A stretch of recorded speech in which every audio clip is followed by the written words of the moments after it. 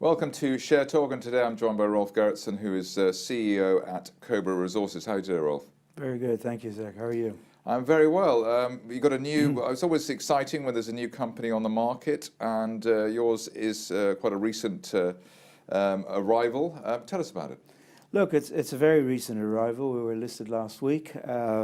We set it up about 9 months ago, and been working extensively to get it on the market, which was achieved last week. Fundamentally, we've done it for 3 reasons. One is we believe there's some very interesting dynamics in terms of supply and demand. 2, there's not many shells out there in terms of clean shells on the main market that are available for RTO. And last but not least, there's quite some interesting valuations at the moment that are available.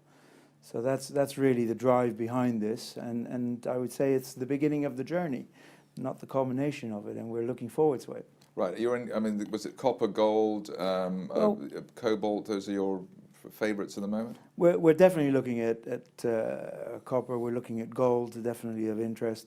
Cobalt's up there. We're also looking at some off the chart a little bit, such as barite, and that offers some interesting perspectives. So we're looking into those, but we're open to conversations and keen to see interesting projects that are out there. And how does a company like yours get to the front of the queue when there's an opportunity? Well, I don't know if we. That's a good question. It's you have to fight for it. It's about timing, and it's about the network that you have available. And due to the fact that we've got a very extensive and knowledgeable investor base, we have the ability to spread our network quite wide, and that enables us to see projects quite early. So I think it's timing, and that timing is a result of the network that we have in place, which is from basically a number of years of experience in the market, not necessarily my own, but more importantly the key board members that are on the board of Cobra. Yes, I mean it wasn't necessarily a question designed to trap you, but it was actually leading into the management experience, and I think in this area of the market, small cap area, management is everything. Absolutely, management is absolutely everything. And if you look at our board, we've got a very strong board. We've got Ken Watson, who's based out of Australia. He's been in this area in the exploration game for a number of years, and he has a wealth of experience and a wealth of knowledge.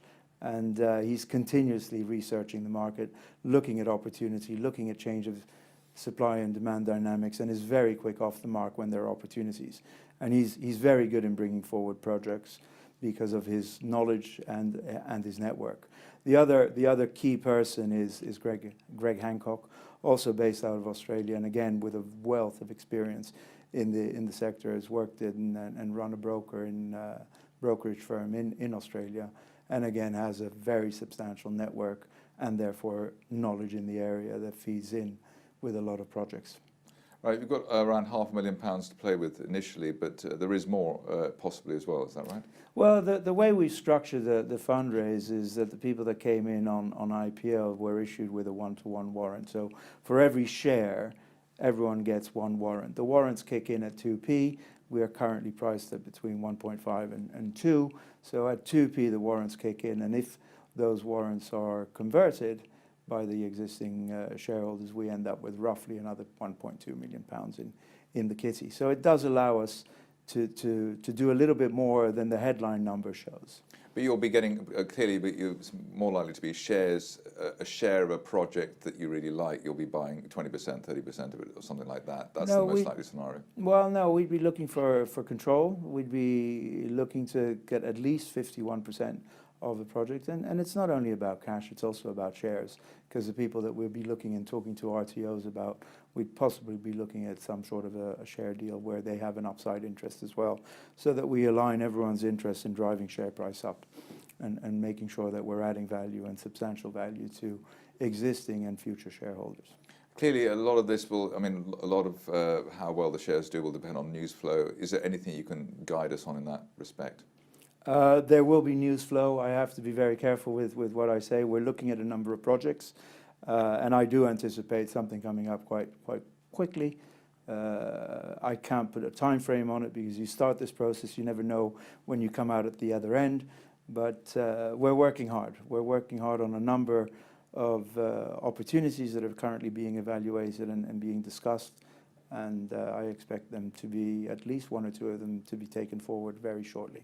And clearly the under-promising and over-delivering is the name of the game as well, isn't it? Well, you have to. I mean, just in front of the bigger picture here, you know, we were expecting, let's say, gold to, you know, shoot to the stars years ago. That hasn't happened.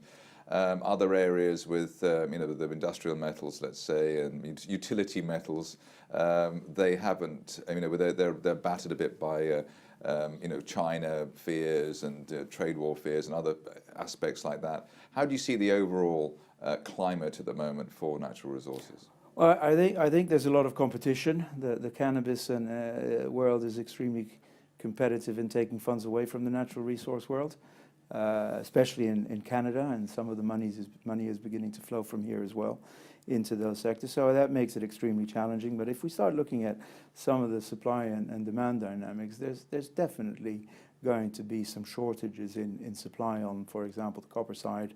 Gold, there are different dynamics there, and there is fear at the moment with what's going on. I think Brexit has an impact on all of this as well, and the China-US debacle at the moment is not helping in any way. On the battery side and on the minerals used for batteries, I think there's some very interesting dynamics, but I'm also a little cautious on that because I believe that we'll see some sort of a technological breakthrough that will change those supply and demand dynamics. But the overall picture, I think this is a good time to be looking at acquiring, and I think over the next 2-3 years we'll see a pickup because some of the fundamental dynamics in terms of supply are just there's nowhere to hide. Because if you look at copper, you know, every projection I see is we're going to be shorts of copper over the next 3 to 4 years, if not sooner. Rolf Gerritsen, CEO at Cobra Resources, thank you very much indeed. Zach, thank you. Much appreciated.